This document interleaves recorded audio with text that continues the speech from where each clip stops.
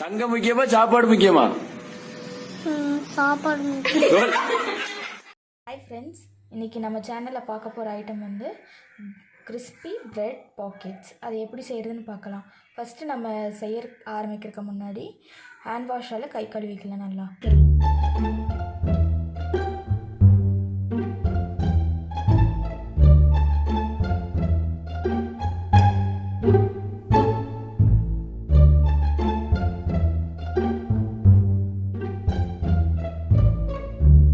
இப்போ அது செய்யறதுக்கு வந்து உள்ள ஸ்டஃபிங் வைக்கணும். அது வந்து நான் இப்போ பொட்டேட்டோ எடுத்திருக்கேன். நீங்கள் எந்த இது வேணால் வெஜிடபிள் வேணால் எடுத்துக்கலாம். ஆனால் பொட்டேட்டோ எடுத்துட்டிங்கன்னா ஈஸியாக இருக்கும். அதுக்கு தேவையான பொட்டேட்டோ உள்ள ஸ்டஃபிங் செய்யறதுக்கு தேவையான பொருட்கள் பார்த்துடலாம். பொட்டேட்டோ, ஒரு மீடியம் சைஸ் வெங்காயம், சின்ன சைஸ் வந்து டொமேட்டோ, பச்சை மிளகா 1, கருவேப்பிலை வந்து கட் பண்ணி வச்சுருக்கேன், இஞ்சி பூண்டு விழுது, சோம்பு, கரம் மசாலா, மல்லித்தூள், மிளகாய்த்தூள், அப்புறம் உப்பு. இப்போ ஃபஸ்ட்டு அதுக்கு அடுத்த பேனில் வச்சு ஆன் பண்ணிக்கணும்.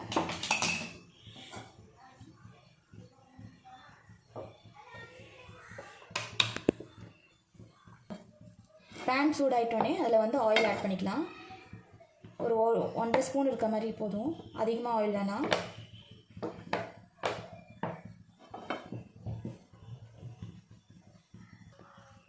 ஆயில் சூடானோடனே சோம்பு கொஞ்சம் வரும்போதே கருவேப்பிலை, வெட்டி வச்சுருக்க பச்சை மிளகாய் போட்டு லைட்டாக போட்டு பண்ணிக்கலாம். கொஞ்சம் இதானோடனே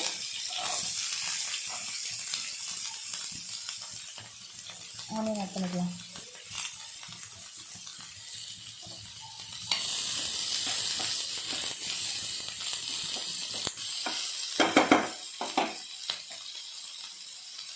ஆனியன் ஆட் பண்ணோடனே கொஞ்சோண்டு உப்பு, ஒரு சிட்டிகை. எதுக்காகனா சீக்கிரமாக வெங்காயம் வதங்கிடும். இப்போ ஆனியன் பாருங்கள் நல்லா வதங்கிடுச்சு. வதங்கின உடனே 1 ஸ்பூன் இஞ்சி பூண்டு எடுத்து வச்சுருக்கேன். ஜிஞ்சர் கார்லிக் பேஸ்ட் அதிகமாக போடணுன்னு அவசியம் இல்லை.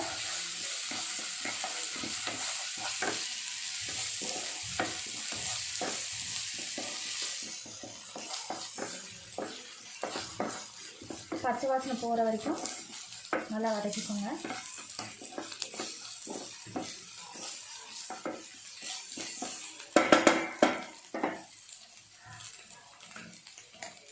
இதிலே வந்து ஒரு 1/2 ஸ்பூன் மஞ்சள்தூள் போடுறேன்.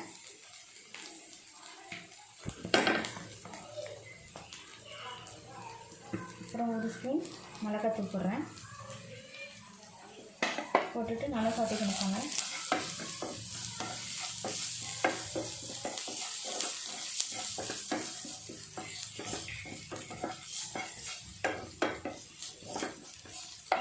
சாட்டை பண்ணோடனே தக்காளி கொஞ்சம் ஆட் பண்ணிவிட்டு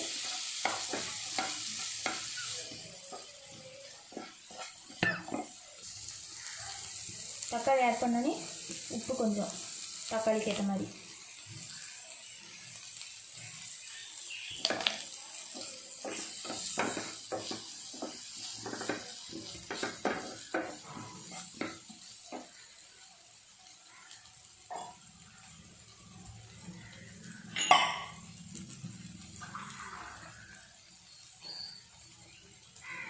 தக்காளி வேகிற அளவுக்கு லைட்டாக தண்ணி ஊற்றிக்கணும்.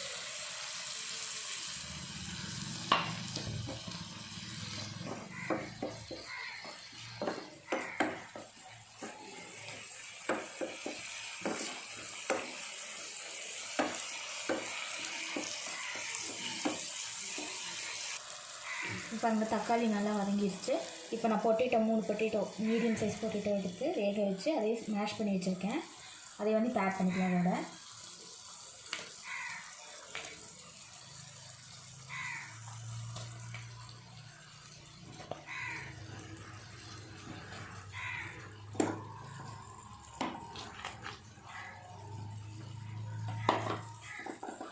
இதில் வந்து நல்லா சாட்டே பண்ணிக்கலாம்.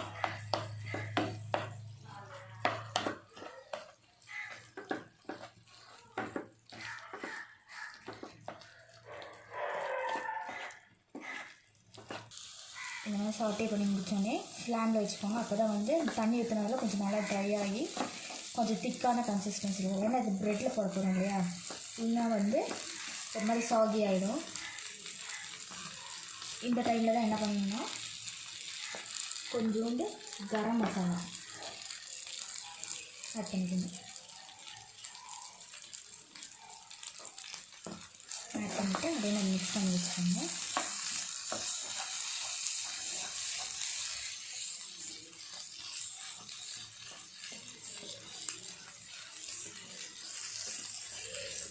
இங்கே பாருங்கள், ட்ரை ஆகி இதில் ஒட்டாமல் அழகாக கேக் மாதிரி வருது பாருங்கள்.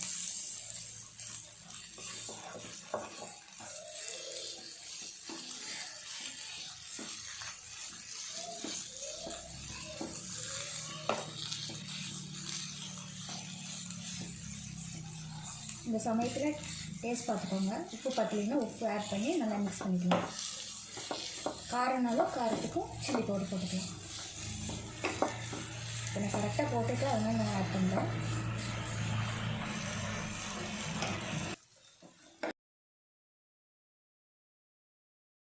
இப்போ எனக்கு கிடைச்ச ப்ரெட் வந்து மில்க் ப்ரெட் தான் கிடச்சிச்சு.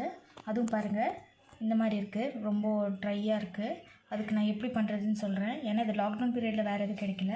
இதை நான் சைட்ஸ் எல்லாம் கட் பண்ணி எடுத்து அதை வந்து மிக்சியில் போட்டு கிரைண்ட் பண்ணி ப்ரெட் க்ரம்ஸை எடுத்து வச்சுருக்கேன். ப்ரெட்டை லைட்டாக வந்து எடுத்து வச்சுட்டு இதையே நல்லா ரோல் பண்ணி எடுத்துக்கிறேன்.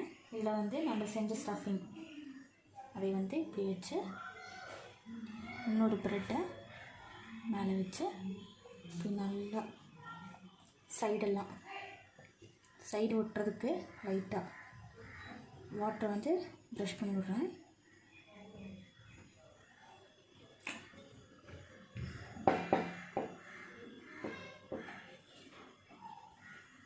வாட்டர் வச்சு இப்போதைய எடுத்து வச்சுக்கோங்க. அதே மாதிரி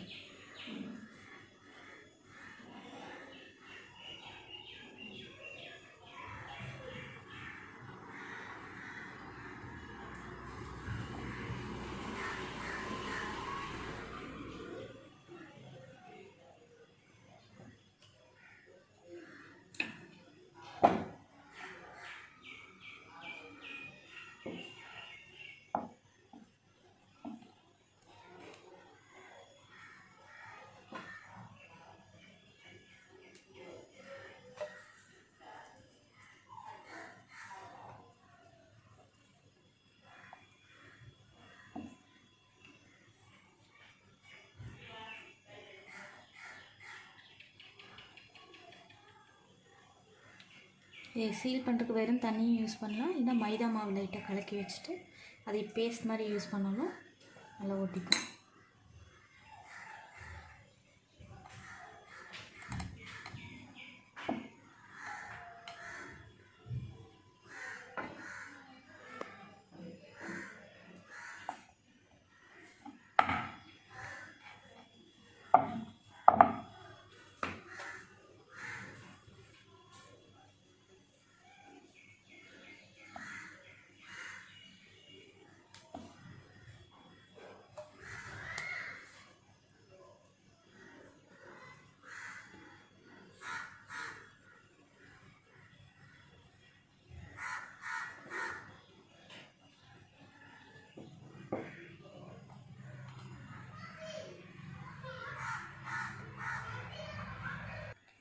இப்போ எல்லாம் ஸ்டஃப் பண்ணது இப்படி தான் இருக்கும்.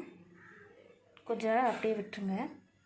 அதுக்கப்புறம் என்ன பண்ணுறதுன்னு சொல்கிறேன். இப்போ வடை சட்டி வச்சுருக்கேன். அதில் எண்ணெய் ஊற்றிக்கோங்க. ஏன்னா இது பிடிச்சி எடுக்க போகிறது. அப்போ தான் நல்லா கிறிஸ்பாக வரும்.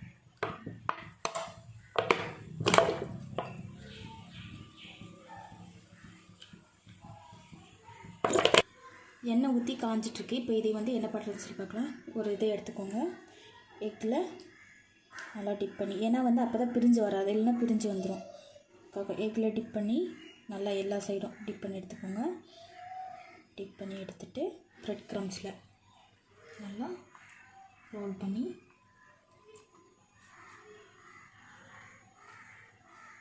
வேஸ்ட்டெல்லாம் தட்டி எடுத்து வச்சுக்கோங்க. அதே மாதிரி ஒவ்வொன்றையும் மாதிரி அதனால தான் ஒரு பவுலில் வந்து முட்டையை உடச்சி ஊற்ற சொன்னது.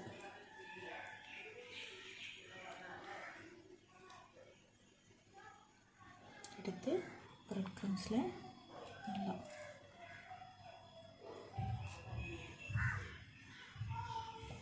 பிரிஞ்சு வந்தாலும் அதை வந்து இதை வச்சு சீல் பண்ணிக்கலாம், ஒன்றும் ஆகாது. நல்லா தட்டி எடுத்து வச்சுக்கோங்க. அதெல்லாம் நான் சொன்னல, என்னோடய ப்ரெட்டு தான் மிஸ்டேக். இதில் வந்து நீங்கள் பேக்கரி ப்ரெட் வாங்கினீங்கன்னா இன்னும் நல்லாயிருக்கும், பிரிஞ்சு வராது.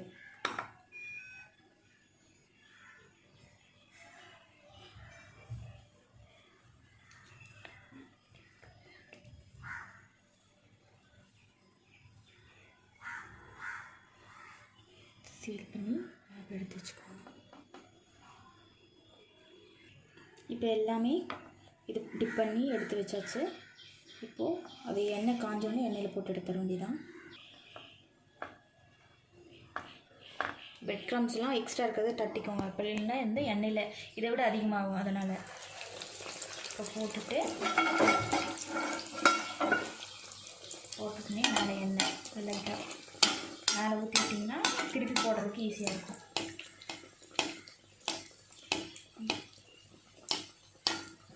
இதில் வந்து முட்டையில் தான் டிப் பண்ணி எடுக்கணும்னு அவசியம் இல்லை. உங்கள்கிட்ட வந்து மைதா மாவு இருந்தாலும் மைதா மாவு லைட்டாக தண்ணி மாதிரி கரைச்சி அதை வந்து டிப் பண்ணி எடுத்தாலும் நல்லா ஒட்டிக்கும். இப்போ வந்து கொஞ்சம் இந்த சைடில் வேகிற வரைக்கும் வெயிட் பண்ணுவோம். இப்போ பாருங்கள், ஒரு சைடு நல்லா வெந்திருக்கும். இப்போ வந்து திருப்பி போடும்போது ஈஸியாக இருக்கும்.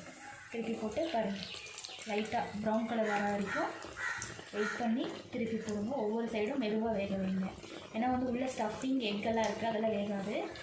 எண்ணெய் இழுக்காது அதிகமாக. நீங்கள் எண்ணெயில் பொரிச்சு எடுக்கிறதுனால எண்ணெய் அதிகமாக இழுக்கும்னு நினைக்கிறேன்னா, ஏன்னா ப்ரெட் க்ரம்ஸ் போட்டிருக்கோம்ல, அதுக்காக தான் எண்ணெய் அதிகமாக இழுக்காது. இப்போ பாருங்கள், எடுத்துகிட்டு காமிக்கிறேன் எவ்வளோ கிறிஸ்பாக இருக்குன்னு சொல்லி பாருங்கள்.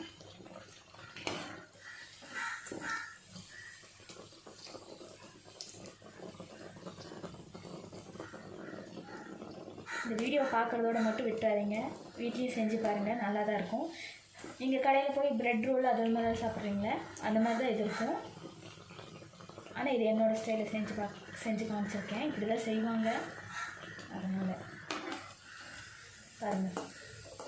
இது கறியில், ஆனால் வந்து கிறிஸ்பாக இருக்கிற வெளியில் வந்து கோட்டிங் இப்படி தான் இருக்கும். எடுத்துகிட்டு வெளியே வச்சாச்சு. காமிக்கிறேன் பாருங்கள், ஒரு பண்ணி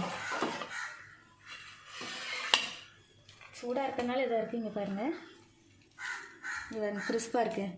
மொறுன்னு சவுண்டு கேட்குதா? இங்கே பாருங்கள், இதை வந்து பிரித்து காமிக்கிறேன். இங்கே பாருங்கள், இப்படி தான் இருக்கும். இதை வந்து சாஸில் தொட்டு சாப்பிட்லாம். நான் வீட்டில் என்னோடய இதில் வந்து நானே டொமேட்டோ சாஸ் செஞ்சு வச்சுருக்கேன். அதில் தான் டிப் பண்ணி எங்கள் ஃபேமிலிக்கு கொடுக்க போகிறேன். எப்படி இருக்குன்னு நீங்கள் செஞ்சு பார்த்துட்டு சொல்லுங்கள். இந்த வீடியோ பிடிச்சிருந்துச்சுன்னா லைக் பண்ணுங்கள், ஷேர் பண்ணுங்கள், சப்ஸ்கிரைப் பண்ணுங்கள். தேங்க்யூ.